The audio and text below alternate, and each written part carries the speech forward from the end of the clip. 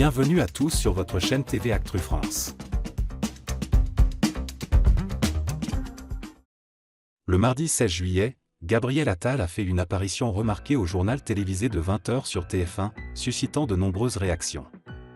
Juste après avoir annoncé sa démission, acceptée par Emmanuel Macron, l'homme politique de 35 ans a pris la parole pour clarifier sa situation et répondre à des questions piquantes posées par le journaliste Julien Arnaud. Gabriel Attal, malgré sa démission, reste chargé des affaires courantes jusqu'à la nomination d'un nouveau gouvernement. Dans l'intervalle, il continue de remplir ses fonctions de député des Hauts-de-Seine, ce qui soulève des questions sur la gestion de ses responsabilités. Lors de son intervention au JT de TF1, Attal a tenu à expliquer que cette double casquette n'est pas sans précédent sous la Vème République et qu'elle est nécessairement temporaire. Ça s'est déjà produit par le passé et sous la Vème République. Ce qu'il faut bien comprendre, c'est que c'est une situation nécessairement temporaire, a-t-il précisé, insistant sur l'importance de maintenir la stabilité du pays et la protection des citoyens, même en période de transition gouvernementale. La discussion a pris une tournure intéressante lorsque Julien Arnaud a posé une question directe et délicate à Gabriel Attal, en un mot. 2 postes, ça veut dire 2 rémunérations ? Cette question visait à clarifier une possible controverse sur les rémunérations perçues par Attal en occupant 2 fonctions distinctes. Pris de court, Gabriel Attal a immédiatement réfuté l'idée de percevoir 2 salaires. Non. Évidemment non, a-t-il répondu sans détour. Il a ensuite précisé qu'il serait rémunéré uniquement par le Parlement en tant que député, mettant ainsi fin à toute spéculation sur ce sujet.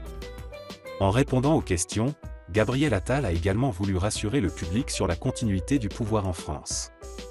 Il n'y a jamais de vacances du pouvoir en France, a-t-il souligné, mettant en avant la responsabilité de garantir la stabilité et la sécurité du pays en toutes circonstances.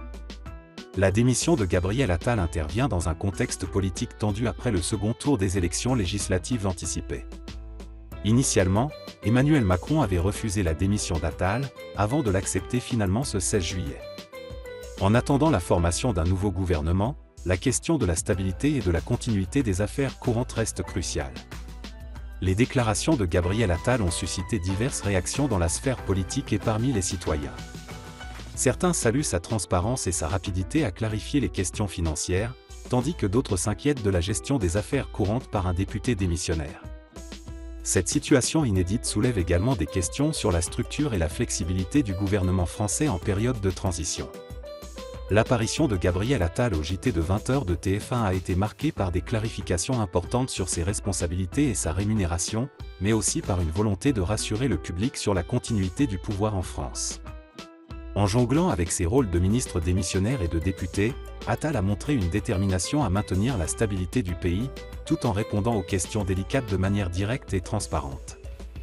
Cette intervention laisse entrevoir les défis et les opportunités qui se présentent à lui et au gouvernement français dans les semaines à venir.